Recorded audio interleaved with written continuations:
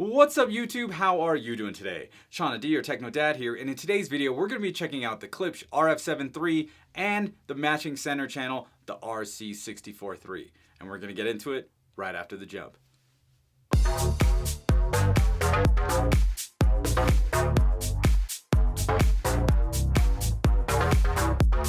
And I'm back. Now if you're new to the channel and you want to learn about 4K, home theater and audio products and how to set them up properly, you should consider subscribing because I'm here to help. And don't forget to hit that bell so you get notified when I do a live stream to answer your questions or when the next video gets released. Well, now that all that housekeeping's out of the way, let's get into it. Alright ladies and gentlemen, so before we get into the video, I do want to let everybody know there is going to be a live stream tomorrow, Saturday, September 1st at 1 p.m. Pacific time. Before we get into everything, I do want to give a big shout out and thank you to my man Corey. Thank you so much, buddy. You're awesome. For sending these three speakers in for review. Now these are pretty expensive speakers, okay? The RF-7 IIIs run at $17.99 and the matching center channel runs for $15.99. So this front stage costs about $5,100 and they're big and beautiful and they sound awesome. Okay, so if you guys are interested or in the market, give my man Corey a call, okay? Link to his website is down in the description, which will take you to a phone number, and give him a call, let him know Techno Dad sent you. All right, enough of this gilding the lily. Let's go upstairs and unbox these puppies. Oh yeah. All right, so I decided to open the RC-64 III first, as I knew it would be the easiest to open and get out of the box. We get some instructions in the box. I opened the box and flipped it over to get it out easier. And here's the grill for the speaker. The first thing I noticed is just how beautiful this finish is. The natural cherry is really, really gorgeous. I've been buying black speakers this whole time and I really digging this natural cherry finish, man. Look at this, it's gorgeous.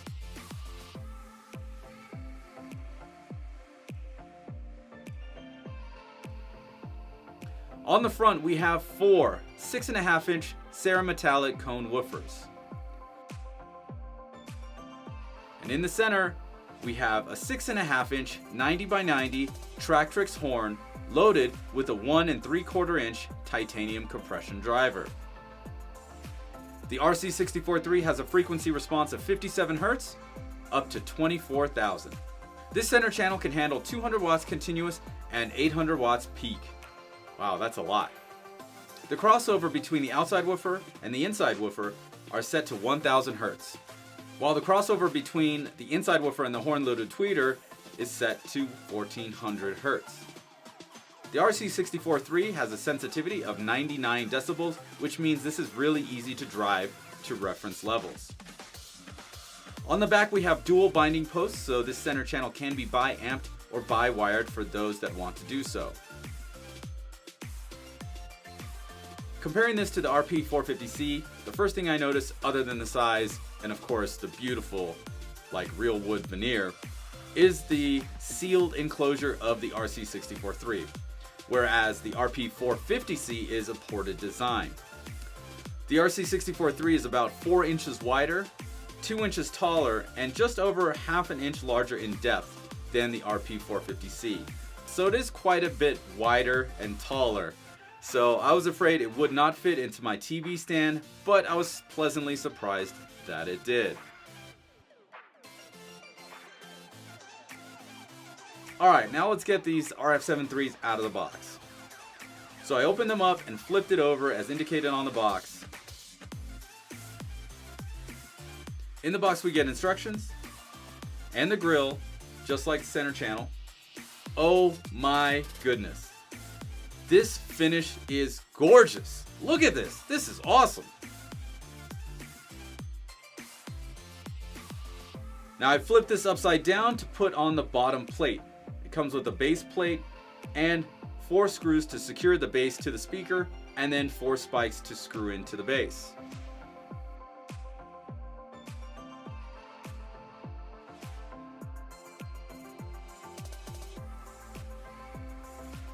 On the front, you'll see the massive dual 10-inch woofers. Wow. Above the woofers, you'll find an 8.5-inch 90 by 90 Tractrix horn loaded with a 1 3/4 inch titanium compression driver. The frequency response on these speakers is 32 Hz up to 25,000 Hz. With a power handling of 250 watts continuous and 1,000 watts peak. That is nuts. Add that, you got a speaker sensitivity at a whopping 100 decibel. This speaker was super easy to drive. You probably won't need much to power these at all, maybe 30 to 50 watts. Now I'll be powering it with 160 watts of a Halo integrated, so we're good on power. Crossovers for the RF-7 threes are set at 1300 Hz. On the back we have dual binding posts for bi-amp or bi-wire if you should choose to do so. You'll notice 2 ports instead of 1. This is because Klipsch uses a bifurcated cabinet, so each driver has like its own enclosure inside the cabinet. Here's some shots of the RF-7 III cabinets during production. Now compared to the RP-280F, the RF-7 IIIs are substantially larger. They're about 2.5 inches wider, a whopping 6 inches taller. The depth, however, is almost identical. I think there's a 1/4 inch difference, that being the RF-7 IIIs are a 1/4 inch deeper than the RP-280F. Okay, now to the moment you guys have been waiting for, my initial impressions.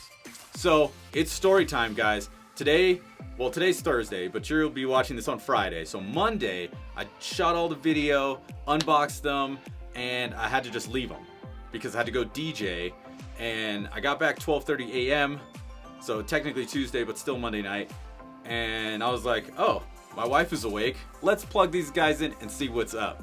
So I did that.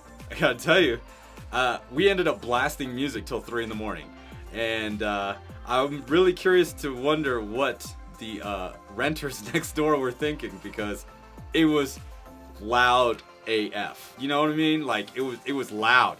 Like I usually play music around 70 to 72% volume, and oh my gosh, these things were awesome. Ho ho ho. Okay, so I have the Denon left and right mains going to the Halo integrated to the theater bypass. So what that does is that means I can use just the amplifier in the Halo integrated, but none of the preamp section. So I don't have, you know, a second volume to deal with. So all the volume's done on the Denon, all the tone controls are done on the Denon, and it just sends a signal to the Halo integrated, and it's pushing 160 watts into both speakers. And that Halo's got a huge toroidal transformer in there. If you want to see a video on that, I'll link it down in the description or a card on top. And I'm saying it's putting out at least 160 watts per channel, if not more. Like, this thing has some power. So I was pushing these RF-7 IIIs with that Halo integrated amp, and I gotta say, guys, like, wow. Like, I was blown away. Okay, so comparing it to the 280Fs that I've had for 2 years now? Year and a half? I don't know. Anyway, the biggest issue with the RP-280F is that I always had to turn the treble down 3 to 5 notches, depending on the song, to be at the volume level I wanted it to be at. Now, with the RF-7 IIIs, you do not get that at all. You don't get that brightness, you don't get that harshness all up in your ear and stuff. You don't get that. And on top of that, you get like bass. You get room shaking bass. Like, the room was shaking. I was playing Daft Punk, played a whole ton of stuff, man. Played some Sade, played some, Nora Jones. My wife was like, Nora Jones? What are you doing? I'm like, I gotta hear like a whole bunch of different stuff. So we played a whole bunch of Marilyn Manson as per her request. And then I wanted to try like to see if I can get some harshness out of these RF-7 IIIs. So I put in Kings of Leon. If you guys don't know Kings of Leon, they had some great like hits back in the day. And I went to their 2008 album, the song You Somebody. Now, this band uses a lot of really, really high-end harmonics that combine the guitar, like really high-pitched guitar playing, the vocalist's voice, and the cymbals. And those three things kind of like dance around to make this really, really like, you know, this very pretty oral bliss kind of situation, but it's all super high end. So I noticed with the 280Fs, I'm always turning that treble down when I want to crank the volume. Now with these RF-7 threes, it wasn't like that at all. Normally on the 280Fs, the vocals would be piercing, but instead on the RF-7 threes, they're present, right? They're there. They're not piercing, they're there. They're fantastic. And the play between the vocal, the guitars, and the cymbals are much more pronounced. So there's way more detail. You know, this new compression driver is a lot bigger than the RP-280F, and they did an amazing job like toning down the harshness of the highs. So good job there, Klipsch. Good job, buddies. And I did, you know, notch up the bass a couple of notches, and it was fantastic. You know, played some Weekend, played some, you know, some EDM. Chemical Brothers' Surface to Air from, I think, their 2005 album, Push the Button. Pooh! Awesome. Awesome. And I did just download the new Cardi B album on FLAC, and dude, that thing is banging. And these speakers are just pumping out all kinds of music. So now let's move over to movies, okay, and get the center channel dialed in here with the setup. So I popped in Ready Player One, that car scene, the race, chapter 2, I think 12 minutes into the movie. Wow.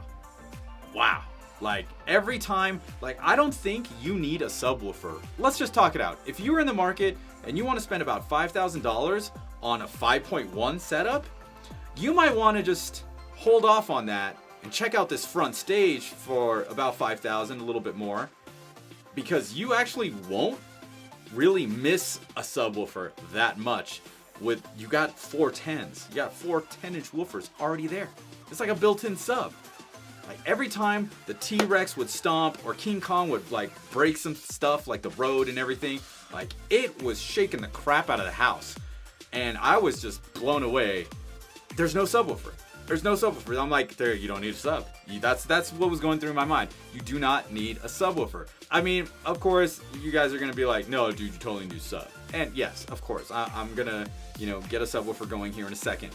But if you were in the market and you wanted to spend, you know, $5,000 on upgrading your whole system, you might want to think about upgrading to this front stage first, and then picking up, you know, a couple surrounds, or if you already have some surrounds, you know, just leave them there and, you know, focus on a subwoofer later. Because, you know, if you like to listen to music and you watch movies, TV, like, you know, TV's always going on through my house, so I'd say we do about 30% music listening. Well, I do about 30% music listening. You know, 70% is all TVs and movies. So for me, I do want to have like a pair of speakers that just sound great, have great clarity, great balance, and great bass. And these RF-7 threes hit the mark on all accounts. Now in a previous video, I was thinking about going back to bookshelves, but now having these towers in, man, I am torn. I do not know what to do. So I love you, Corey, but I think I hate you at the same time. Just playing. Anyway, those are my first impressions of the RF-7 III and the RC-64 III. Now, I will have to let the speakers open up a little bit, so in the next couple of months, man, it's gonna be pretty awesome in my house, okay? Like, I can't afford these things, so again, big thanks and big shout out to Corey for sending these over for review. Super awesome. And if you guys are in the market for this, definitely give him a call. His link is down in the description. Give him a call, tell him TechnoDad sent you. And if you guys have any questions for me, leave them down in the comments or on whichever social media you like to use the most. I mean, I really don't have anything else that I could say or anything bad other than the fact that it was a pain in the ass getting these speakers up the stairs by myself. They're like 107 pounds in the package or whatever. And that's like the only real downside.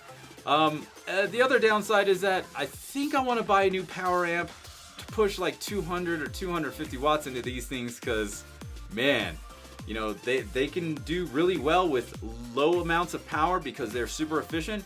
But when you start putting some like hefty power and start cranking it, man, these things deliver. They deliver. So that's pretty much it for this video. I will make audio demos and a full-on review once they've opened up, once I've had a little bit more time with them.